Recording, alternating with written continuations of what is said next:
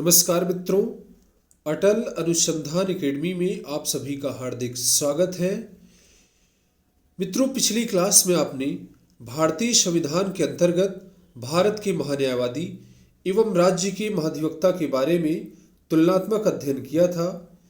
यदि आपने अभी तक पिछले वीडियो को नहीं देखा है तो जरूर देखिएगा। मित्रों, आज के इस वीडियो में आप संघीय विधायिका यानी संसद के बारे में विस्तृत रूप से अध्ययन करेंगे। तो आइए वीडियो की शुरुआत करते हैं। संघीय विधायिका संसद, द यूनियन लेजिस्लेटर पार्लियामेंट। तो इसमें पहला महत्वपूर्ण पॉइंट है, भारतीय शासन प्रणाली का दूसरा आधारभूत स्तंभ संघीय विधायिका यानी संसद है। शासन प्रणाली के पहले आधारभूत स्तंभ यानी कार्यपालिका के बारे में पिछले वीडियो में आपको पढ़ाया जा चुका है। इस वीडियो में आप शासन के दूसरे अंग विधायिका का अध्ययन कर रहे हैं। भारत में ब्रिटेन के समान संसदीय शासन व्यवस्था के अनुरूप द्विसदनीय विधायिका की स्थापना की गई है। मित्रों, भारत के संविधान निर्माण में ब्रिटेन के संविधान का व्यापक प्रभाव पड़ा है। जिस प्रकार से ब्रिटेन में संसदीय शासन व्यवस्था अपनाई गई है और संसदीय शासन व्यवस्था के अंतर्गत द्विसदनीय विधायिका की स्थापना ब्रिटेन में जिस प्रकार से की गई है, ठीक उसी प्रकार से भारत में भी संसदीय शासन व्यवस्था एवं द्विसदनीय शासन व्यवस्था की स्थापना की गई है। इसके बाद है, भारतीय संविधान के भाग 5 में अनुच्छेद 79 से लेकर के अनुच्छेद 122 तक संसद के बारे में प्रावधान किए गए हैं। तो यहाँ पर 2-3 पॉइंट इंपॉर्टेंट हैं, जैसा कि भारत में अध्यक्षीय शासन व्यवस्था या संसदीय, तो इसका आंसर है संसदीय। संसदीय शासन व्यवस्था किस देश के संविधान से ली गई है? तो ब्रिटेन के संविधान से। इसके बाद है, भारतीय संविधान के भाग 5 में अनुच्छेद 79 से लेकर के अनुच्छेद 122 तक संसद के बारे में प्रावधान किए गए हैं। इसके बाद नेक्स्ट पॉइंट है, संविधान के अनुच्छेद 79 में कहा गया है कि संघ के लिए एक संसद होगी जो राष्ट्रपति तथा 2 सदनों से मिलकर बनेगी, जिनके नाम क्रमशः राज्यसभा तथा लोकसभा होंगे। मित्रों, मूल संविधान में राज्यसभा के स्थान पर राज्यों की परिषद एवं लोकसभा के स्थान पर जनता के सदन का उल्लेख किया गया था, किंतु बाद में संशोधन करके यहाँ पर जिनके नाम क्रमशः मूल संविधान में था, जिनके नाम क्रमशः राज्यों की परिषद, काउंसिल ऑफ स्टेट तथा जनता का सदन होगा, किंतु बाद में परिवर्तित करके राज्यों की परिषद को राज्यसभा एवं जनता के सदन को लोकसभा किया गया है। इस प्रकार से यहां पर आप देख रहे हैं, संसद के 3 अंग हैं। कौन कौन से? राष्ट्रपति, राज्यसभा एवं लोकसभा। राष्ट्रपति वैसे तो कार्यपालिका का प्रधान होता है। राष्ट्रपति को विधायिका के संबंध में भी शक्तियां प्रदान की गई है। लोकसभा और राज्यसभा से पारित करने के बाद जब तक विधेयक पर राष्ट्रपति के हस्ताक्षर नहीं हो जाते, तब तक वह कानून का रूप धारण नहीं कर पाता है। इस प्रकार से राष्ट्रपति संसद का अभिन्न अंग है। यहां पर संसद के अंग दिए हुए हैं, राष्ट्रपति president, Rajya Sabha council of state और तीसरा है house of the people Lok Sabha. राष्ट्रपति कार्यपालिका का संवैधानिक प्रधान होता है। भारतीय संविधान के अनुच्छेद 52 में कहा गया है कि भारत का एक राष्ट्रपति होगा और राष्ट्रपति संघीय कार्यपालिका का संवैधानिक प्रधान होता है। पिछले वीडियो में राष्ट्रपति के बारे में विस्तृत रूप से पढ़ाया गया है। यदि आपने अभी तक राष्ट्रपति के चैप्टर को नहीं देखा तो जरूर देखिएगा। यदि आप राष्ट्रपति के चैप्टर को समझ जाते हैं तो संसदीय शासन व्यवस्था और संसद के बारे में आप अच्छी प्रकार से समझ पाएंगे। इसके बाद आता है राज्यसभा। भारतीय संविधान के अनुच्छेद 80 के तहत राज्यसभा का गठन किया जाता है। राज्यसभा संसद का द्वितीय उच्च एवं वरिष्ठ सदन होता है। इसके बाद लोकसभा का गठन अनुच्छेद 81 के तहत किया जाता है। लोकसभा संसद का प्रथम निम्न एवं लोकप्रिय सदन है। लोकसभा में जनता द्वारा प्रत्यक्ष रूप से चुने गए प्रतिनिधि होते हैं, इसलिए इसको जनता का सदन या फिर लोकप्रिय सदन कहा जाता है। शक्ति के दृष्टिकोण से देखें तो लोकसभा का महत्व राज्यसभा की अपेक्षा अधिक है। राज्यसभा को द्वितीय उच्च महत्व के दृष्टिकोण से राज्यसभा द्वितीय सदन है। वरिष्ठ सदन इसलिए क्योंकि लोकसभा का सदस्य बनने के लिए न्यूनतम आयु 25 वर्ष होती है, जबकि राज्यसभा में वरिष्ठ प्रतिनिधि होते हैं। राज्यसभा का सदस्य बनने की न्यूनतम आयु 30 वर्ष होती है। यहाँ पर 3 अनुच्छेद बहुत ही महत्वपूर्ण हैं। यदि आप इनको याद कर लेते हैं तो आपको संसद के बारे में सारी चीज़ें समझ में आ जाएंगी। अनुच्छेद 79 के तहत संसद का गठन किया जाता है। अनुच्छेद 79 में कहा गया है कि भारत की एक संसद होगी। इसके बाद जो राष्ट्रपति राज्यसभा एवं लोकसभा से मिलकर के बनेगी। तो राष्ट्रपति तो पढ़ाया जा चुका है, ये चैप्टर पूरा अलग है। अब राज्यसभा का गठन 80 के तहत एवं लोकसभा का गठन 81 के तहत किया जाता है। इस प्रकार से आपने यहाँ पर 3 अनुच्छेद सीरियल से देखा, 79, 80, 81। इनको याद करने का एक तरीका है, एक ट्रिक है। ये एक शब्द है सरल, सरल है, और यदि इसको आप सरल को याद कर लेते हैं तो आपको इन तीनों अनुच्छेदों को याद करना एकदम से सरल हो जाएगा। तो यहाँ पर ये शब्द है सरल,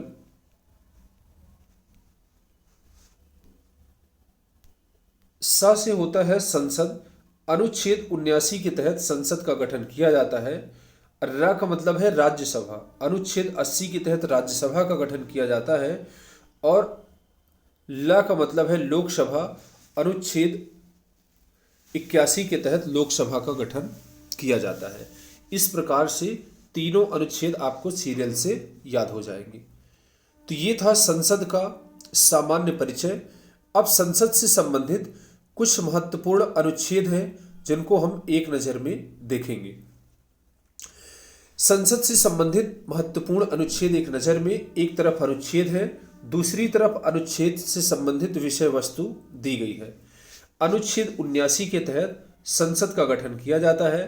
80 के तहत राज्यसभा का गठन, 81 के तहत लोकसभा का गठन। अनुच्छेद 82 में संसद के सदनों की अवधि के बारे में लिखा गया है। इसके बाद अनुच्छेद 83 संसद के सत्र, सत्रावसान तथा विघटन के बारे में प्रावधान किया गया है। इसके बाद 84 में राष्ट्रपति की संसद की दोनों सदनों को संबोधित करने की शक्ति दी गई है। राष्ट्रपति का संसद के दोनों सदनों को संबोधित करने तथा संदेश देने का अधिकार अनुच्छेद 84 के तहत है। इसके बाद अनुच्छेद 87 के तहत राष्ट्रपति का विशेष संबोधन। इसके बाद है अनुच्छेद 89 के तहत राज्यसभा के सभापति एवं उपसभापति के बारे में प्रावधान किए गए हैं। और अनुच्छेद 93 में कहा गया है कि लोकसभा का एक अध्यक्ष होगा और एक लोकसभा का उपाध्यक्ष होगा। तो अनुच्छेद 89 में राज्यसभा के पदाधिकारियों के बारे में प्रावधान है एवं अनुच्छेद 93 में लोकसभा के पदाधिकारियों के बारे में प्रावधान किया गया है। इसके बाद अनुच्छेद 108 बहुत ही महत्वपूर्ण है। साधारण विधेयक के संबंध में जब दोनों सदनों के बीच में विवाद उत्पन्न हो जाता है तो राष्ट्रपति इस मतभेद को दूर करने के लिए संसद के दोनों सदनों की संयुक्त बैठक बुलाते हैं। फिर इसके बाद मतदान कराया जाता है। इसके बाद अनुच्छेद 109 में धन विधेयकों के मामले में विशेष प्रक्रिया का प्रावधान है। इसमें कहा गया है कि धन विधेयक केवल लोकसभा में ही प्रस्तावित किए जा सकेंगे। इसके बाद अनुच्छेद 110 में धन विधेयक की परिभाषा दी गई है। अनुच्छेद 110 के अनुसार कोई भी विधेयक धन विधेयक है या फिर धन विधेयक नहीं है, इसका निर्णय लोकसभा अध्यक्ष लेंगे। इसके बाद है अनुच्छेद 111। अनुच्छेद 111 में विधेयकों पर स्वीकृति जब लोकसभा एवं राज्यसभा से पारित होने के बाद, यहाँ पर लोकसभा और राज्यसभा से पारित होने के बाद विधेयक राष्ट्रपति के पास सिग्नेचर के लिए भेजा जाता है। तो अनुच्छेद 111 के तहत राष्ट्रपति विधेयकों पर सिग्नेचर करते हैं, इसके बाद ही कोई विधेयक एक्ट बन जाता है। जानकारी के लिए आपको बता दें कि जब तक कोई विधेयक लोकसभा और राज्यसभा में प्रोसेस में होता है तब उसको विधेयक या बिल कहते हैं, किंतु जैसे ही राष्ट्रपति के सिग्नेचर होते हैं वह एक्ट का रूप धारण कर लेता है और इसके बाद उसको लागू कर दिया जाता है। इसके बाद अनुच्छेद 112 महत्वपूर्ण है। अनुच्छेद 112 के तहत बजट का प्रावधान किया गया है। वार्षिक वित्तीय विवरण जिसको बजट कहते हैं, साल भर के आय व्यय के ब्यौरा जिसको बजट कहते हैं, अनुच्छेद 112 के तहत ही जो है पेश किया जाता है। इसके बाद अनुच्छेद 117 वित्तीय विधेयकों के संबंध में विशेष प्रावधान, और इसके बाद एक और बहुत महत्वपूर्ण है अनुच्छेद 123। अनुच्छेद 123 के तहत राष्ट्रपति को अध्यादेश जारी करने की शक्ति प्रदान की गई है। जब संसद सत्र में नहीं होती है और तुरंत कानून निर्माण की आवश्यकता होती है तो राष्ट्रपति के आदेश से कानून जारी करा लिया जाता है, जिसको अध्यादेश कहा जाता है। इसके बाद में संसद की स्वीकृति ले ली जाती है और यदि संसद स्वीकृति दे देती है तो अध्यादेश हमेशा के लिए कानून बन जाता है। लेकिन यदि संसद स्वीकृति नहीं देती है तो अध्यादेश का प्रभाव समाप्त हो जाता है। तो ये राष्ट्रपति से संसद से संबंधित कुछ महत्वपूर्ण अनुच्छेद थे। यहां पर आप भारतीय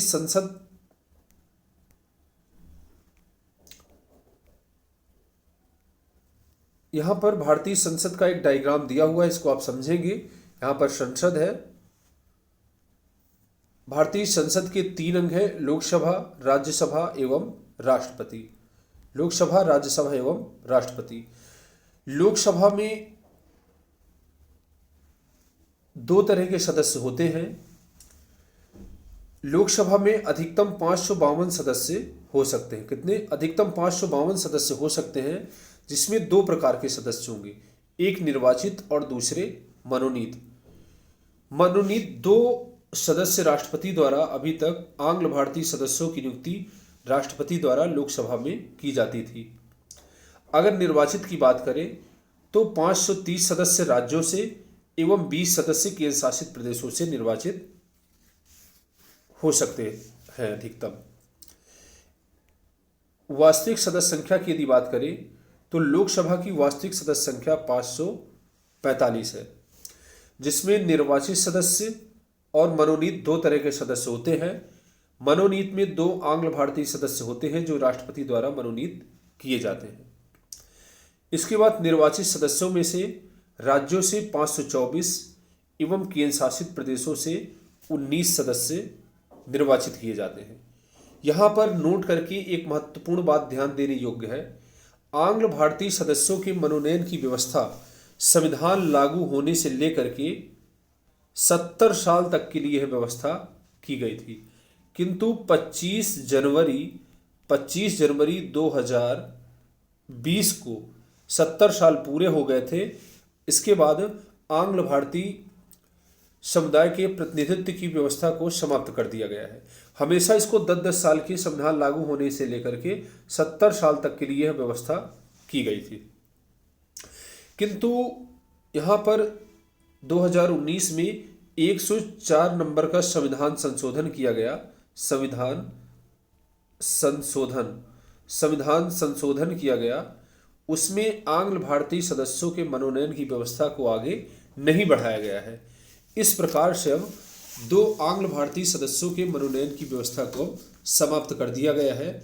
इस प्रकार से वर्तमान समय में लोकसभा की अधिकतम संख्या 552 न होकर के यहाँ पर 550 होगी, और यहाँ पर जो वास्तविक सदस्य संख्या 545 दिया हुआ है, यहाँ पर 545 न होकर के 543 सदस्य संख्या होगी। इनको आपको याद रखना है। पुराना भी बता दिया है और पूरा अपडेट जो किया गया है ये भी मैंने आपको समझा दिया है। इसके बाद यहाँ पर राज्यसभा को भी थोड़ा सा यहाँ पर आप देख लीजिए। राज्यसभा में भी दो तरह के सदस्य होते हैं, अधिकतम सदस्य और दूसरे होते हैं वास्तविक सदस्य संख्या। अधिकतम सदस्य संख्या में दो तरह के सदस्य होते हैं। 12 सदस्य राष्ट्रपति द्वारा मनोनीत किए जाते हैं और 238 सदस्य निर्वाचित किए जाते हैं। निर्वाचित सदस्य दो तरह के होते हैं, एक राज्य से और केंद्र शासित प्रदेश से। तो राज्यों से 234 सदस्य एवं केंद्र शासित प्रदेशों से 4 सदस्य निर्वाचित किए जाते हैं। इसके बाद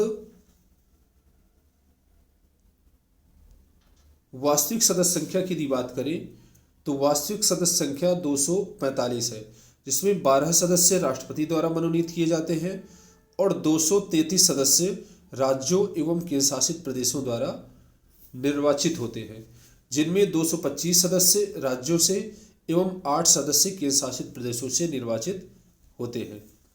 तो इस प्रकार से इस डायग्राम के माध्यम से आपने संसद को समझने का प्रयास किया है। अब बात करते हैं लोकसभा की। पहले आप लोकसभा का अध्ययन करेंगे, इसके बाद राज्यसभा का। तो लोकसभा की शुरुआत करते हैं। नामकरण। लोकसभा संसद का प्रथम, निम्न एवं लोकप्रिय सदन है। यहां पर आप इसको याद रखेंगे, प्रथम है, निम्न भी है और लोकप्रिय सदन है। लोकसभा राज्यसभा से अधिक शक्तिशाली है क्योंकि इसमें जनता द्वारा प्रत्यक्ष रूप से चुने गए प्रतिनिधि होते हैं। भारत में लोकतंत्र है और लोकतंत्र में जनता द्वारा चुने गए प्रतिनिधि ज़्यादा महत्व के और ज़्यादा शक्तिशाली माने जाते हैं। इसलिए कई बार संसद का आशय लोकसभा से ही ले लिया जाता है। हालांकि संसद में 3 बातें महत्वपूर्ण हैं। संसद के 3 अंग होते हैं, राष्ट्रपति, लोकसभा और राज्यसभा।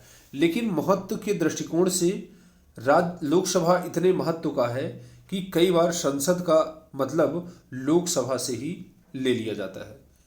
अब बात करते हैं लोकसभा के गठन की। लोकसभा का गठन संविधान के अनुच्छेद 81 के तहत लोकसभा का गठन किया जाता है। 81 के तहत लोकसभा का गठन किया जाता है। मूल संविधान में लोकसभा की सदस्य संख्या 500 निर्धारित की गई थी। कितनी? 500 निर्धारित की गई थी, लेकिन समय समय पर इसमें वृद्धि की गई।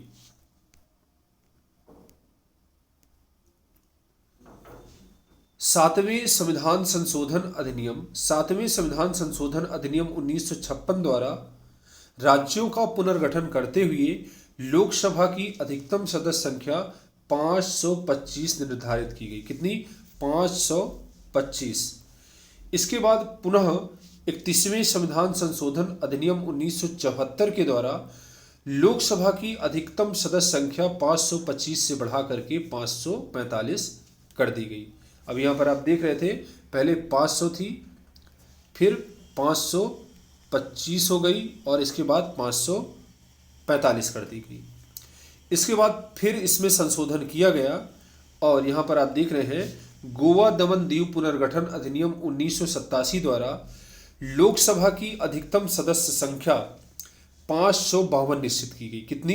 552 निश्चित की गई। इसमें से अधिकतम 530 सदस्य राज्यों से एवं 20 सदस्य संघीय क्षेत्रों यानी केंद्र शासित प्रदेशों से निर्वाचित किए जा सकते हैं तथा 2 आंग्ल भारतीय सदस्य मनोनीत किए जा सकते हैं गोवा दमन दीव पुनर्गठन अधिनियम के आधार पर। किंतु वर्तमान में आंग्ल भारतीय सदस्यों के मनोनयन की व्यवस्था को अब समाप्त कर दिया गया है, तो इस चीज को आपको याद रखना होगा। इसके बाद है यहां पर दिया हुआ है 104वें संविधान संशोधन अधिनियम 2019 द्वारा लोकसभा में 2 आंग्ल भारतीय समुदाय के सदस्यों के मनोनयन की व्यवस्था को आगे न बढ़ाते हुए निष्प्रभावी कर दिया गया है। लोकसभा में आंग्ल भारतीय सदस्यों के मनोनयन की व्यवस्था संविधान लागू होने की तिथि से 70 वर्ष के लिए थी। कितने वर्ष के लिए? 70 वर्ष के लिए थी।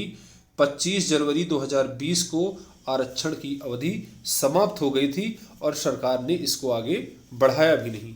इस प्रकार से यह व्यवस्था अब समाप्त हो गई है। लोकसभा में अनुसूचित जाति तथा अनुसूचित जनजाति के लिए आरक्षण का प्रावधान 330 के तहत किया जाता था। अनुच्छेद 330 के तहत लोकसभा में अनुसूचित जाति एवं जनजाति के लिए आरक्षण का प्रावधान किया गया है।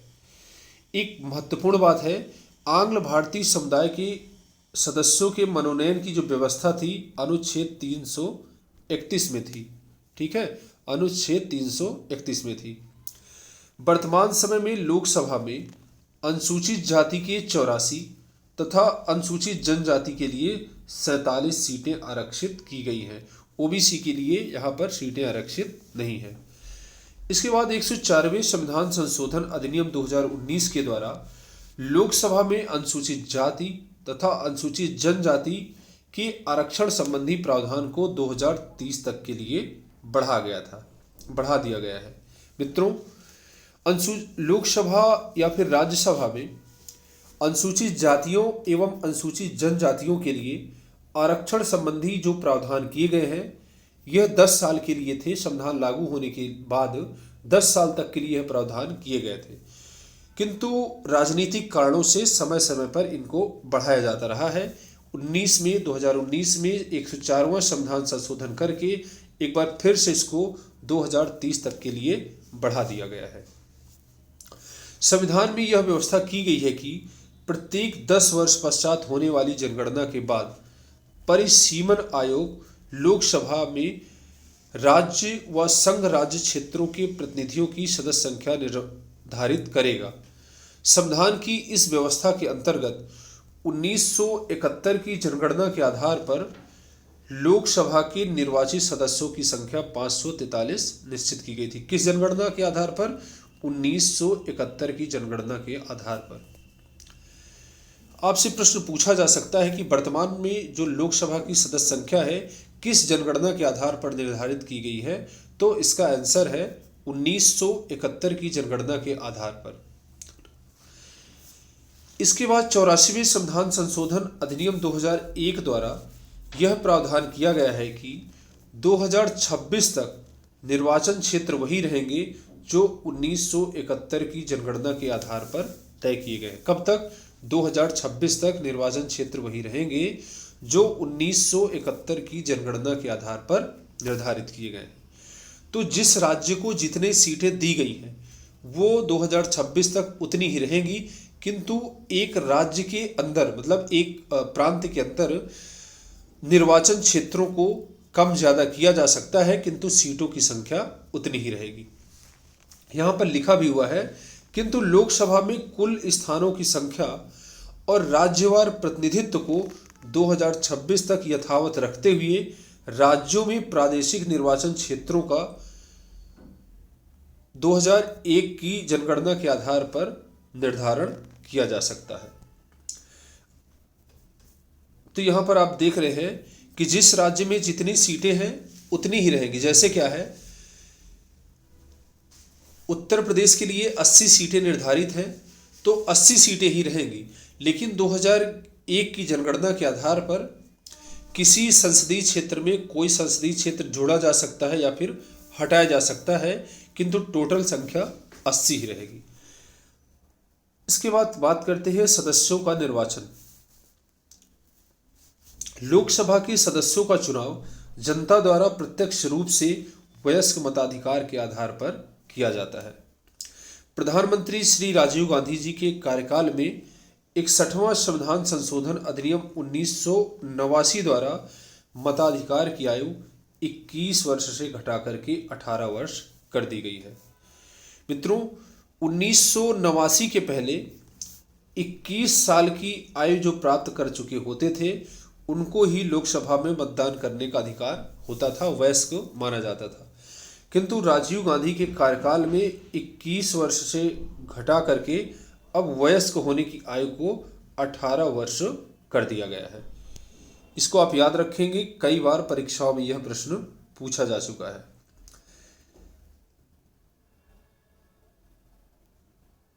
तो लोकसभा के सदस्यों का चुनाव जनता द्वारा प्रत्यक्ष रूप से वयस्क मताधिकार के आधार पर किया जाता है।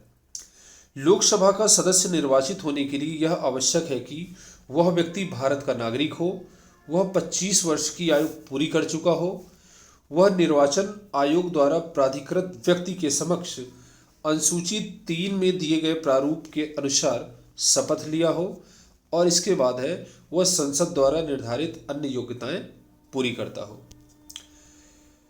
अनुच्छेद 103 के अनुसार यदि संसद का कोई सदस्य अनुच्छेद 102 में वर्णित किसी अयोग्यता से ग्रस्त हो जाता है या नहीं, इसका निर्णय राष्ट्रपति लेता है। राष्ट्रपति का निर्णय अंतिम होता है, किंतु राष्ट्रपति यह निर्णय निर्वाचन आयोग की सलाह पर ही लेता है। इसके बाद दल बदल के आधार पर संसद सदस्यों की लोकसभा में अध्यक्ष द्वारा एवं राज्यसभा में सभापति द्वारा निर्णय लिया जाता है। दल बदल किस सांसद ने दल बदल किया है या फिर नहीं किया है, वह संसद का सदस्य रह पाएगा या फिर नहीं रह पाएगा, इन सब का निर्णय लोकसभा में लोकसभा अध्यक्ष द्वारा एवं राज्यसभा में राज्यसभा के सभापति यानी उपराष्ट्रपति के द्वारा लिया जाता है। अब बात करते हैं कार्यकाल की। लोकसभा का कार्यकाल लोकसभा की प्रथम बैठक से 5 वर्ष का होता है। 5 वर्ष की समाप्ति होते ही लोकसभा भंग हो जाती है, किंतु 5 वर्ष की अवधि के पूर्व ही प्रधानमंत्री की सलाह पर राष्ट्रपति के द्वारा भंग की जा सकती है। तो समय की पूर्व लोकसभा को भंग करने का अधिकार किसको है? राष्ट्रपति को। उसमें आपको प्रधानमंत्री नहीं कर देना, नहीं क्वेश्चन आपका आंसर गलत हो जाएगा। तो समय के पूर्व लोकसभा को भंग करने का अधिकार राष्ट्रपति को है, किंतु राष्ट्रपति अपने मन से नहीं कर सकते, प्रधानमंत्री की सलाह पर ही करते हैं। इसके बाद है आपातकाल की घोषणा लागू होने पर संसद विधि द्वारा लोकसभा के कार्यकाल में वृद्धि कर सकती है, जो एक बार में 1 वर्ष से अधिक नहीं होगा। यदि मान लीजिए किसी देश से युद्ध छिड़ जाता है और 5 साल लोकसभा के पूरे हो जाते हैं, लेकिन युद्ध छिड़े होने के कारण चुनाव कराना उस समय पॉसिबल नहीं होता है, तो उस टाइम पे संसद कानून बना करके लोकसभा का कार्यकाल बढ़ा सकती है, किंतु एक बार में 1 वर्ष से अधिक नहीं बढ़ाएगी। इस प्रकार बढ़ाई गई अवधि किसी भी दशा में आपातकाल की घोषणा समाप्त होने के पश्चात 6 माह से अधिक प्रवृत्ति में न रहेगी। जैसे ही आपातकाल की घोषणा समाप्त होती है, तुरंत 6 महीने के अंदर चुनाव करा लिया जाएगा।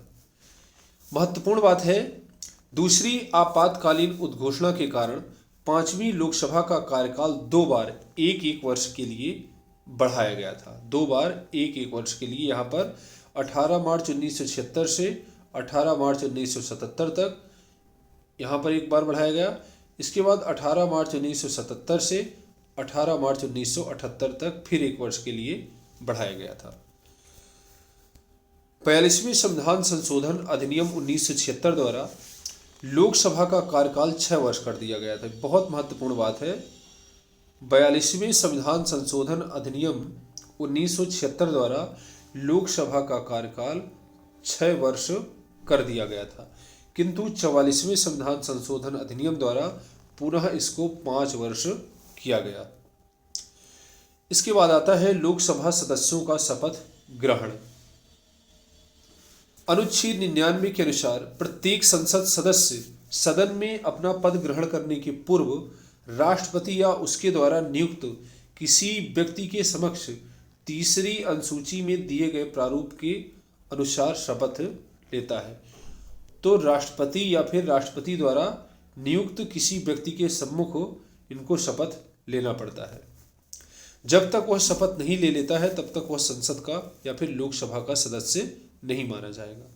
वेतन भत्ते की बात करें तो संसद सदस्यों को संसद द्वारा निर्धारित वेतन भत्ते प्रदान किए जाते हैं, चाहे वो लोकसभा के हों या फिर राज्यसभा के।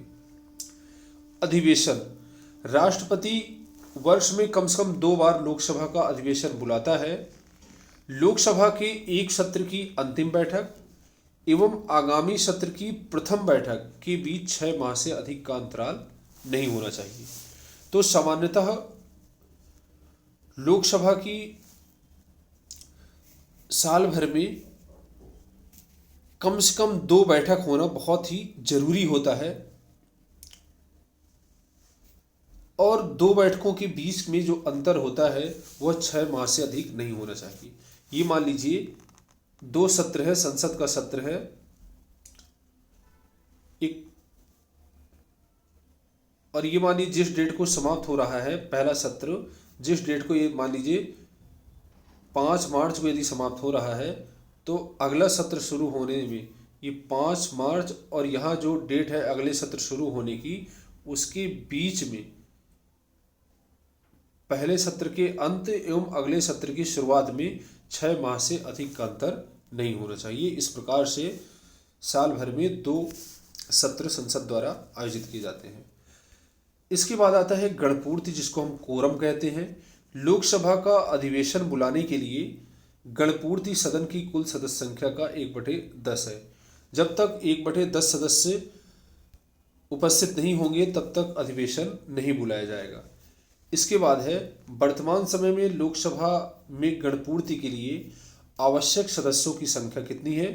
55 है। कुल सदस्य संख्या 500, इस समय 543 है। 543 का 10% आप निकालोगे तो कुछ पॉइंट में आएगा। इस प्रकार से 55 सदस्य लोकसभा का कोरम है। अब आता है लोकसभा के अध्यक्ष एवं उपाध्यक्ष, स्पीकर एंड डेप्यूटी स्पीकर। संविधान द्वारा संसद के दोनों सदनों हेतु पीठासीन अधिकारियों का प्रावधान किया गया है। लोकसभा में अध्यक्ष तथा उपाध्यक्ष तथा राज्यसभा में सभापति एवं उपसभापति होते हैं।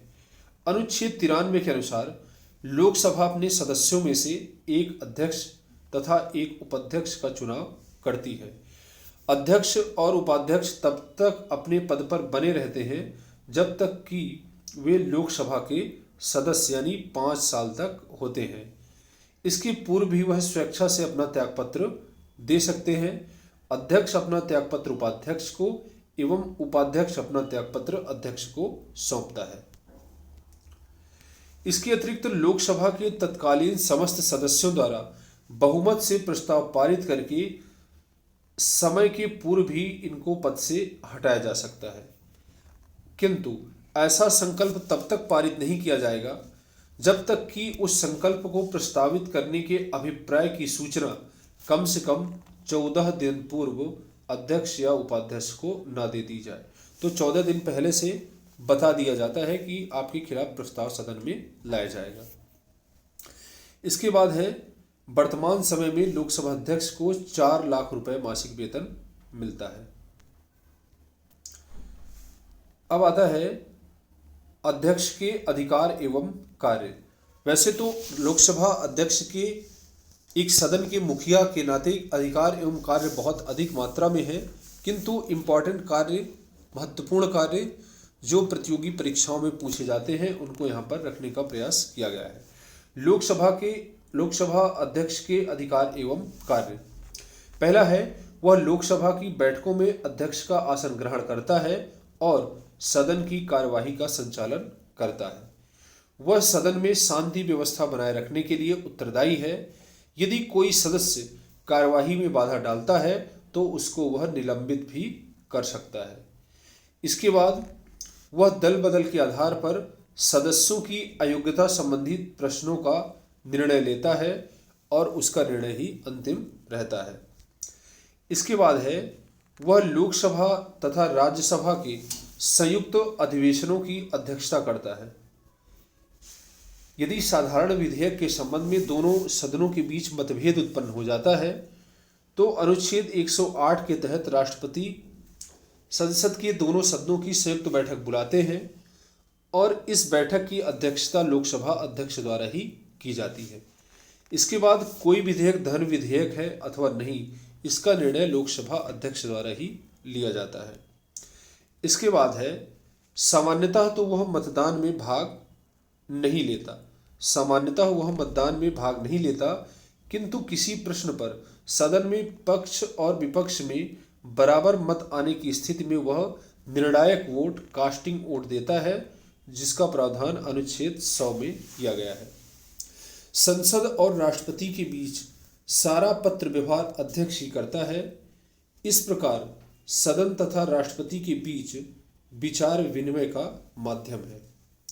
वह सदन के सदस्यों के विशेषाधिकारों की रक्षा करता है। बिना लोकसभा अध्यक्ष की अनुमति के उसके सदस्यों को गिरफ्तार नहीं किया जा सकता है। अब है लोकसभा की शक्तियां एवं कार्य। Power and functions of Lok Sabha. Lok Sabha संसद का प्रथम निम्न एवं लोकप्रिय सदन है। यह राज्यसभा की अपेक्षा अधिक शक्तिशाली है। फिर भी राज्यसभा की अपेक्षा अधिक शक्तिशाली है। लोकसभा की शक्तियां एवं कार्य निम्न है। पहली है विधायी। विधायी शक्ति मतलब विधि निर्माण से संबंधित शक्ति को विधायी शक्ति कहते हैं, यानी कानून निर्माण के क्षेत्र में लोकसभा की शक्ति। प्रत्येक विधेयक को विधि बनने से पूर्व लोकसभा में पारित होना आवश्यक है, तभी कानून बन पाएगा। राज्यसभा द्वारा पारित विधेयक पर लोकसभा की स्वीकृति आवश्यक है। साधारण विधेयक के संबंध में संसद के दोनों सदनों के बीच मतभेद को दूर करने के लिए अनुच्छेद 108 के तहत दोनों सदनों की संयुक्त बैठक राष्ट्रपति द्वारा बुलाई जाती है। इस बैठक में साधारण बहुमत द्वारा विधेयक को पारित किया जाता है। अब लोकसभा की सदस्य संख्या राज्यसभा के दुगने से भी ज़्यादा है। इस कारण से लोकसभा ही विजयी होता है। लोकसभा की सदस्य संख्या राज्यसभा की सदस्य संख्या के दुगने से अधिक है, इसलिए विधेयक के भाग का फैसला लोकसभा ही करती है। इस प्रकार कानून निर्माण के क्षेत्र में लोकसभा राज्यसभा की अपेक्षा अधिक शक्तिशाली है। अब दूसरी महत्वपूर्ण शक्ति है कार्यपालिका संबंधी शक्ति, यानी कार्यपालिका पर नियंत्रण की शक्ति। भारत में ब्रिटेन के समान संसदीय शासन व्यवस्था अपनाया गया है। अपनाए जाने के कारण लोकसभा का कार्यपालिका अर्थात मंत्रिपरिषद पर पूर्ण नियंत्रण होता है। केंद्रीय मंत्रिपरिषद सामूहिक रूप से लोकसभा के प्रति उत्तरदायी होती है। केंद्रीय मंत्रिपरिषद के विरुद्ध अविश्वास प्रस्ताव लोकसभा में ही लाया जाता है। यदि लोकसभा मंत्रिपरिषद के विरुद्ध अविश्वास प्रस्ताव पारित कर देती है तो मंत्रिपरिषद को तुरंत त्यागपत्र देना पड़ता है। यदि लोकसभा सरकार द्वारा पेश किए गए बजट को नामंजूर कर दे या राष्ट्रपति के अभिभाषण के लिए धन्यवाद प्रस्ताव को अस्वीकृत कर दे तो मंत्रिपरिषद को त्यागपत्र देना पड़ता है। इससे पता चलता है कि मंत्रिपरिषद का बहुमत नहीं है सदन। इसके बाद लोकसभा के सदस्य मंत्रियों से सरकारी नीति के संबंध में व सरकार के कार्यों के संबंध में प्रश्न पूछते हैं, काम रोको प्रस्ताव लाते हैं, निंदा प्रस्ताव लाते हैं। इन सब प्रश्नों के द्वारा सरकार पर नियंत्रण करने का कार्य लोकसभा करती है। अब बात करते हैं वित्तीय शक्ति। अनुच्छेद 109 के अनुसार धन विधेयक केवल लोकसभा में ही पेश किए जाएंगे, न कि राज्यसभा में। लोकसभा से पारित हो जाने के बाद धन विधेयक राज्यसभा में विचार हेतु भेजा जाता है। राज्यसभा के लिए यह आवश्यक है कि विधेयक प्राप्ति की तिथि से 14 दिन के अंदर लोकसभा विधेयक लोकसभा को लौटा दे राज्यसभा। यदि राज्यसभा 14 दिन के अंदर विधेयक को लौटाती नहीं है तो विधेयक दोनों सदनों से पारित मान लिया जाता है। वार्षिक बजट और अनुदान मांगे लोकसभा में ही प्रस्तावित किए जाते हैं, न कि राज्यसभा में। इस प्रकार से वित्तीय रूप से यदि देखें तो वित्तीय शक्ति के रूप में भी लोकसभा राज्यसभा की अपेक्षा ज़्यादा शक्तिशाली है। अब संविधान संशोधन की शक्ति की बात करते हैं। लोकसभा राज्यसभा के साथ मिलकर संविधान के किसी भी उपबंध में संशोधन कर सकती है। संविधान संशोधन संबंधी विधेयक को दोनों सदनों से पारित होना आवश्यक है। इस विधेयक को लेकर दोनों सदनों में यदि विवाद होता है तो संयुक्त बैठक का कोई प्रावधान नहीं है। इसके बाद आती है निर्वाचन संबंधी शक्ति। लोकसभा के सदस्य राज्यसभा राज्य विधानमंडलों के सदस्यों के साथ मिलकर राष्ट्रपति के निर्वाचन में भाग लेते हैं। लोकसभा तथा राज्यसभा के सभी सदस्य मिलकर उपराष्ट्रपति के निर्वाचन में भाग लेते हैं। अन्य कार्यों में लोकसभा राज्यसभा के साथ मिलकर राष्ट्रपति पर महाभियोग लगाती है। उपराष्ट्रपति को पद से हटाने के लिए राज्यसभा द्वारा पारित प्रस्ताव पर लोकसभा की अनुमति आवश्यक है। इसके बाद लोकसभा राज्यसभा के साथ मिलकर उच्च न्यायालय तथा उच्चतम न्यायालय के न्यायाधीशों पर पदच्युत करने का प्रस्ताव ला सकती है। इसके बाद अगला है राष्ट्रपति द्वारा की गई संकटकालीन घोषणा को 1 माह के अंदर संसद से स्वीकार कराना आवश्यक होता है। तो ये थी राष्ट्रपति की अन्य शक्तियां। अब बात करते हैं लोकसभा में स्थानों का आवंटन। किस राज्य में लोकसभा के लिए कितनी सीटें आवंटित की गई हैं, इनको सभी को अवरोही क्रम में रखा गया है ताकि आपको याद करने में सुविधा हो। और असिस्टेंट प्रोफेसर भर्ती परीक्षा के प्रश्नों में इस प्रकार के प्रश्न पूछे गए हैं, इनको आपको ध्यान देना होगा। यहाँ पर सीरियल दिया हुआ है, राज्य संघ क्षेत्र का नाम, दूसरी तरफ कुल सदस्य संख्या, फिर एसटी के लिए आरक्षित और एससी के लिए आरक्षित, और फिर एसटी के लिए किस राज्य से कितनी सीटें आरक्षित हैं, इनको आपको पढ़ना है। तो पहले कुल सदस्य संख्या देखते हैं। उत्तर प्रदेश में 80 सीटें निर्धारित हैं और लोकसभा की सर्वाधिक सीटें उत्तर प्रदेश में ही है। उत्तर प्रदेश के बाद महाराष्ट्र 48 सीटें, पश्चिम बंगाल 42 सीटें, बिहार में 40 सीटें हैं, और तमिलनाडु में 39 सीट, मध्य प्रदेश में 29 सीट, कर्नाटक में 28 सीट, गुजरात में 26, राजस्थान में 25 और आंध्र प्रदेश में 25 सीटें निर्धारित हैं। तो इसमें स्टार्टिंग की जो है 4 स्टेट, आपको 4 से 5 स्टेट जरूर याद रखना है। यहाँ से प्रश्न पूछा जाता है सुमेलित करने के लिए किस राज्य के लिए कितनी सीटें निर्धारित हैं। इसके बाद उड़ीसा में 21 हैं, केरल में 20, तेलंगाना में 17, झारखंड में 14, असम में 14, पंजाब में 13, छत्तीसगढ़ में 11, हरियाणा में 10 सीटें निर्धारित की गई हैं। इसके बाद उत्तराखंड में 5 सीट, हिमाचल प्रदेश में 4, त्रिपुरा में 2, मणिपुर में 2, गोवा में 2, आंध्र प्रदेश में 2। यहाँ पर आप देख रहे हैं 4 स्टेट ऐसे हैं जहाँ पर लोकसभा के लिए 2-2 सीटें, 5 हैं, मेघालय भी है, 2-2 सीटें निर्धारित हैं,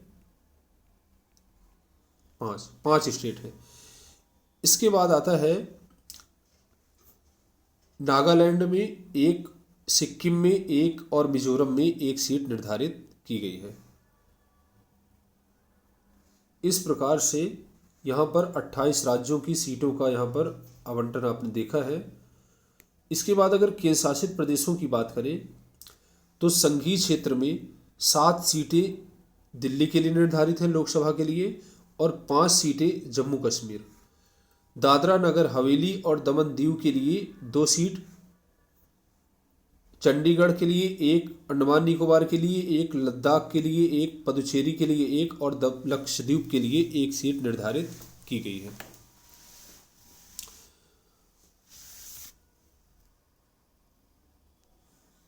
इस प्रकार से कुल सीटें कितनी हो गई? 543। वर्तमान समय में 543 सदस्य ही चुने जाते हैं।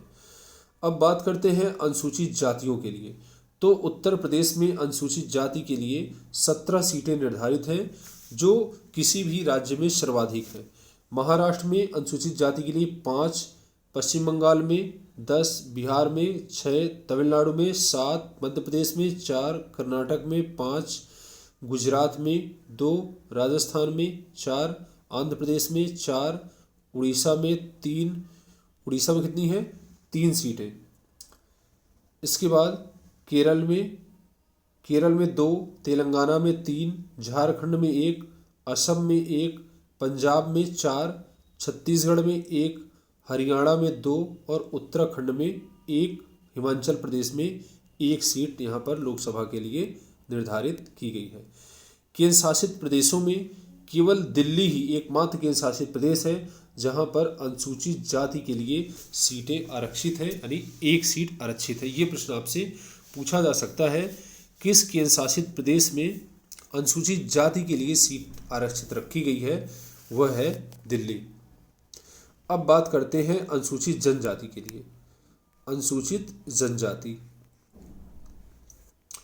उत्तर प्रदेश में अनुसूचित जनजाति के लिए कोई सीट नहीं है। उत्तर प्रदेश में अनुसूचित जनजाति के लिए कोई सीट आरक्षित नहीं है। महाराष्ट्र में 4 सीटें, पश्चिम बंगाल में 2 सीटें, इसके बाद बिहार में भी नहीं है, तमिलनाडु में भी नहीं है और मध्य प्रदेश में 6 सीटें, गुजरात में 2 सीट, राजस्थान में 3 सीट, आंध्र प्रदेश में 1 सीट। इसके बाद है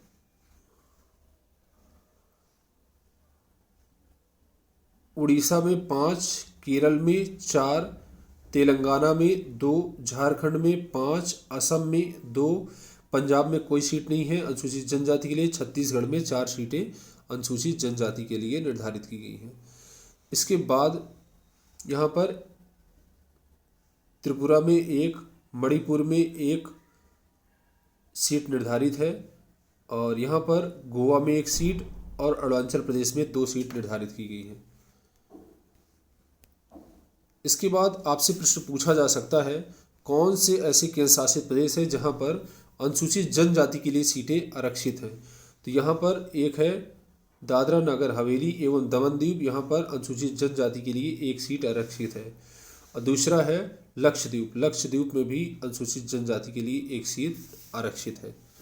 तो इस प्रकार से लोकसभा में अनुसूचित जाति के लिए 84 तथा अनुसूचित जनजाति के लिए 47 सीटें आरक्षित की गई हैं। तो इनको आप एक बार ध्यान से पढ़ लीजिएगा ताकि यदि प्रश्न पूछा जाए यहाँ से, क्योंकि असिस्टेंट प्रोफेसर भर्ती परीक्षा में प्रश्न पूछा जा चुका है।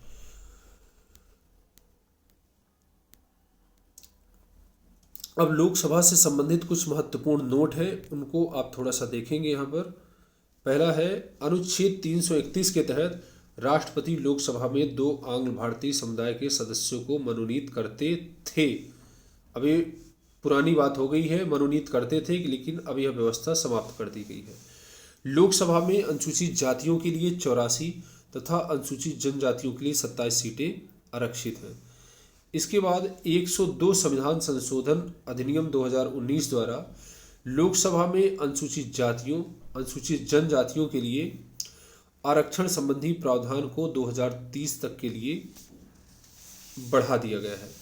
यहाँ पर 102 न होकर के यहाँ पर 104 है, 104 संविधान संशोधन अधिनियम द्वारा।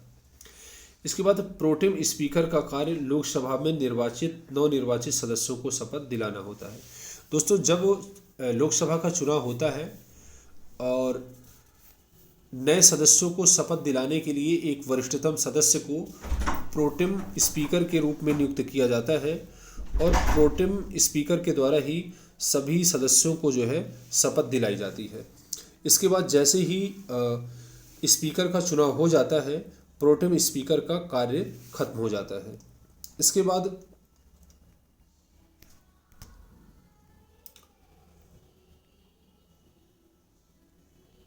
इसके बाद है कुछ और महत्वपूर्ण पॉइंट है। 84वें संविधान संशोधन अधिनियम 2001 के अनुसार 2026 के पश्चात की गई पहली जनगणना, मतलब 2026 के बाद जो भी जनगणना होगी वह 2031 में होगी। पहली जनगणना 2031 तक लोकसभा की सदस्य संख्या वही रहेगी जो 1971 की जनगणना के आधार पर निर्धारित की गई है। यानी कि 2031 तक 1971 की जनगणना के आधार पर जो लोकसभा की सदस्य संख्या निर्धारित की गई है वही रहेगी, उसमें किसी प्रकार का कोई संशोधन नहीं होगा। इसके बाद वर्तमान समय में लोकसभा में स्थानों का आवंटन 1971 की जनगणना के आधार पर किया गया है? यह प्रश्न बार बार विभिन्न प्रतियोगी परीक्षाओं में पूछा गया है। तो वर्तमान समय में जो सीटों का आवंटन है लोकसभा में, वह 1971 की जनगणना के आधार पर है और 2026 तक सदस्य संख्या यही रहेगी। 2026 के उसमें लिखा गया है 2026 के पश्चात की गई पहली जनगणना के आधार पर ही लोकसभा की सदस्य संख्या निर्धारित की जाएगी। तो 2026 के बाद जो जनगणना होगी कब होगी? 2031 में। इसके बाद नई सदस्य संख्या निर्धारित की जाएगी। इसके बाद पहली लोकसभा का गठन 13 मई 1952 को हुआ था। यह प्रश्न कई बार प्रश्न पूछा जा चुका है, तो इसको आप याद रखेंगे। पहली लोकसभा का गठन 13 मई 1952 को हुआ था। इसके बाद 104वां संविधान संशोधन अधिनियम 2019 द्वारा आंग्ल भारतीय समुदाय के प्रतिनिधित्व से संबंधित व्यवस्था को अनुच्छेद 334 के तहत निर्धारित तिथि क्या है? संविधान के प्रारंभ से 70 वर्ष अर्थात 25 जनवरी 2020 से आगे नहीं बढ़ाया जाएगा। इस प्रकार अब लोकसभा में 2 आंग्ल भारतीय सदस्यों के मनोनीत करने की व्यवस्था को अब समाप्त कर दिया गया है। इसके बाद लोकसभा के प्रथम अध्यक्ष गणेश वासुदेव मावलंकर थे, जबकि लोकसभा की प्रथम महिला अध्यक्ष श्रीमती मीरा कुमार थी। इसके बाद अगला है 5वीं लोकसभा का कार्यकाल कितना था? 5वीं लोकसभा का कार्यकाल 6 वर्ष था। इसके बाद अब लोकसभा से संबंधित कुछ महत्वपूर्ण प्रश्न हैं जो विभिन्न प्रतियोगी परीक्षाओं में पूछे गए थे और यह प्रश्न आपसे भी जो है असिस्टेंट प्रोफेसर भर्ती परीक्षा में पूछे जा सकते हैं। तो इन प्रश्नों को हम देखेंगे। पहला प्रश्न है, लोकसभा के चुनाव में निर्वाचित होने के लिए किसी व्यक्ति के लिए न्यूनतम आयु कितनी है? तो इसका आंसर है 25 वर्ष। संसद सदस्य बनने हेतु न्यूनतम उम्र क्या है? संसद का सदस्य बनने हेतु न्यूनतम आयु कितनी है? 25 वर्ष। इसके बाद क्या है? लोकसभा का सदस्य चुने जाने के लिए एक व्यक्ति को किस आयु से कम का नहीं होना चाहिए? 25 वर्ष। इसके बाद अगला है, लोकसभा में राज्यों को किस आधार पर सीटें आवंटित होती हैं? तो इसका आंसर है जनसंख्या के आधार पर सीटें आवंटित की जाती हैं। इसके बाद भारत के संविधान में अनुच्छेद 82 के अनुसार लोकसभा की सीटों का राज्यों के मध्य आवंटन किस जनगणना के आधार पर किया गया है? तो इसका आंसर है 1971 की जनगणना के आधार पर। प्रश्न है, वर्तमान लोकसभा में प्रत्येक राज्य के लिए स्थानों का आवंटन आधारित है 1971 की जनगणना के आधार पर। इसके बाद है अगला प्रश्न है, लोकसभा में राज्यवार सीटों का आवंटन 1971 की जनगणना पर आधारित है। यह निर्धारण किस वर्ष तक यथावत रहेगा? तो इसका आंसर है 2031 तक। इसके बाद आप अगला क्वेश्चन है, 84वें संविधान संशोधन अधिनियम द्वारा लोकसभा की कुल सदस्य सीटों की संख्या का निर्धारण 1971 की जनगणना के आधार पर किया गया है। ये तब तक बदली नहीं जाएगी जब तक एक वर्ष विशेष के बाद पहली जनगणना नहीं हो जाएगी। तो वह कौन सा वर्ष विशेष है? वह है 2026। इसके बाद है, संविधान में किस संशोधन द्वारा लोकसभा के सदस्यों की संख्या 525 से बढ़ा करके 545 कर दी गई? तो इसका आंसर है 31वें संविधान संशोधन के द्वारा। इसके बाद है, लोकसभा में सदस्यों की अधिकतम संख्या कितनी निर्धारित की गई है? तो इसका आंसर है 550। अभी तक इसका आंसर 552 हुआ करता था, क्योंकि गोवा दमन दीव पुनर्गठन अधिनियम 1987 के द्वारा लोकसभा में अधिकतम 552 सदस्य हो सकते थे, किंतु आंग्ल भारतीय सदस्यों के मनोनयन की व्यवस्था समाप्त कर दिए जाने के बाद वर्तमान समय में लोकसभा की अधिकतम सदस्य संख्या 550 हो सकती है। इसके बाद वर्तमान समय में लोकसभा की सदस्य संख्या कितनी है? तो इसका आंसर है 543 है। अब आपको 545 में टिक नहीं करना है, क्योंकि अब आंग्ल भारतीय समुदाय के सदस्यों को मनोनीत नहीं किया जाता है। इस प्रकार से वर्तमान में 543 सदस्य ही होते हैं। इसके बाद लोकसभा में केंद्र शासित क्षेत्रों का सर्वाधिक प्रतिनिधित्व कितना हो सकता है? तो इसका आंसर है 20, किंतु वर्तमान समय में केंद्र शासित प्रदेशों से 19 सदस्य लोकसभा के लिए निर्वाचित किए जाते हैं। इसके बाद अगला क्वेश्चन है, राज्यों से लोकसभा के लिए अधिकतम कितने सदस्य निर्वाचित किए जा सकते हैं? तो इसका आंसर है 530। निम्नलिखित राज्यों में से अनुसूचित जातियों के लिए लोकसभा में स्थान आरक्षित नहीं है। तो इसका आंसर है केरल तथा तमिलनाडु। यहाँ पर केवल उत्तर हम बता रहे हैं और यहाँ पर सभी चारों ऑप्शन हमने नहीं बता रहे हैं, क्योंकि इनकी आवश्यकता नहीं है। लोकसभा में अनुसूचित जाति के लिए आरक्षित सीटों की संख्या कितनी है? 84। लोकसभा में अनुसूचित जनजाति के लिए सीटों की संख्या कितनी है? तो 47। इसके बाद है, लोकसभा में सर्वाधिक सदस्य संख्या किस राज्य से है? तो इसका आंसर है उत्तर प्रदेश। इसके बाद है, लोकसभा को कार्यकाल पूरा होने से पहले भंग किया जा सकता है किसकी सिफारिश पर? तो प्रधानमंत्री की सिफारिश पर।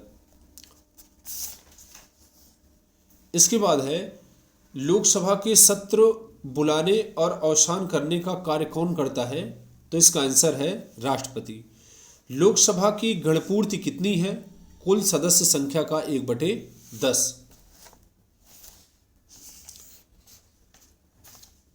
लोकसभा का पहला आम चुनाव कब हुआ था? तो लोकसभा का पहला आम चुनाव 1952 में हुआ था। इसके बाद भारत में लोकसभा के प्रथम अध्यक्ष कौन थे? तो इसका आंसर है जीवी मावलंकर, गणेश वासुदेव मावलंकर। लोकसभा के स्पीकर का निर्वाचन कैसे होता है? लोकसभा के सदस्यों द्वारा। निम्नलिखित में से कौन अपने पद की शपथ नहीं लेता? तो स्पीकर लोकसभा के सदस्य के रूप में शपथ लेता है। स्पीकर के लिए अलग से शपथ का कोई प्रावधान नहीं है। लोकसभा अध्यक्ष अपना त्यागपत्र किसको देता है? उपाध्यक्ष को, और उपाध्यक्ष अपना त्यागपत्र अध्यक्ष को देता है। इसके बाद प्रोटेम स्पीकर का कार्य क्या होता है? नवनिर्वाचित लोकसभा के सदस्यों को शपथ दिलाना। इसके बाद किस अनुच्छेद के तहत लोकसभा अध्यक्ष को मतदान में भाग लेने का अधिकार है? वैसे तो लोकसभा अध्यक्ष मतदान में भाग नहीं लेता है, किंतु पक्ष और विपक्ष में बराबर मत पड़ने की स्थिति में लोकसभा अध्यक्ष निर्णायक मत यानी कास्टिंग वोट का प्रयोग करता है अनुच्छेद 100 के तहत। इसके बाद है, लोकसभा की प्रथम महिला अध्यक्ष कौन है? तो इसका आंसर है मीरा कुमार। तो इस प्रकार से इस वीडियो के माध्यम से लोकसभा के सभी महत्वपूर्ण प्रश्नों को हमने यहाँ पर कवर करने का प्रयास किया है। और यदि इस वीडियो को आप अच्छे से पढ़ते हैं और अच्छे से समझ लेते हैं तो आपको याद हो जाएगा और आपका परीक्षा में प्रश्न गलत भी नहीं होगा। तो यहाँ पर एक बार फिर देख लीजिए शॉर्टकट में यहाँ पर कौन कौन सी बातें महत्वपूर्ण हैं। वैसे तो पढ़ाया तो 10 पेज गया है, लेकिन इसमें कुछ ही बातें महत्वपूर्ण हैं। जैसे भारतीय संविधान के भाग 5 में अनुच्छेद 79 से 22 तक संसद के प्रावधान किए गए हैं। इसके बाद संसद के कितने अंग हैं? 3 अंग हैं, राष्ट्रपति, लोकसभा, राज्यसभा। संसद का गठन अनुच्छेद 79 के तहत, राष्ट्रपति अनुच्छेद 52 के तहत, राज्यसभा अनुच्छेद 80 के तहत, लोकसभा अनुच्छेद 81 के तहत गठित की जाती है। इसके बाद प्रथम निम्न एवं लोकप्रिय सदन कहते हैं लोकसभा को। और लोकसभा की सदस्य संख्या यहाँ पर इस डायग्राम को समझा दिया गया है अच्छे प्रकार से, वीडियो को देख लीजिएगा। और इन अनुच्छेदों में यहाँ पर 79, 80, 81 को आपको याद रखना है। और इसके बाद अनुच्छेद 108, 9, 10 बहुत महत्वपूर्ण है, 111, 112 इनको आपको याद रखना है। इसके बाद अनुच्छेद 23 आप याद रखेंगे, राष्ट्रपति की अध्यादेश जारी करने की शक्ति। इसके बाद लोकसभा में अनुसूचित जातियों के लिए 84 तथा अनुसूचित जनजातियों के लिए 27 सीटें आरक्षित हैं। ये सारी बातें आपको याद रखना है। लोकसभा का चुनाव लड़ने के लिए आयु जो है 25 वर्ष कम से कम होनी चाहिए। इसके बाद गणपूर्ति कितनी है? लोकसभा की 2 बैठकें साल में कम से कम होनी चाहिए। लोकसभा की गणपूर्ति कुल सदस्य संख्या का 1/10 यानी 55 है। इसके बाद अध्यक्ष एवं उपाध्यक्ष के बारे में अनुच्छेद 93 में प्रावधान किया गया है।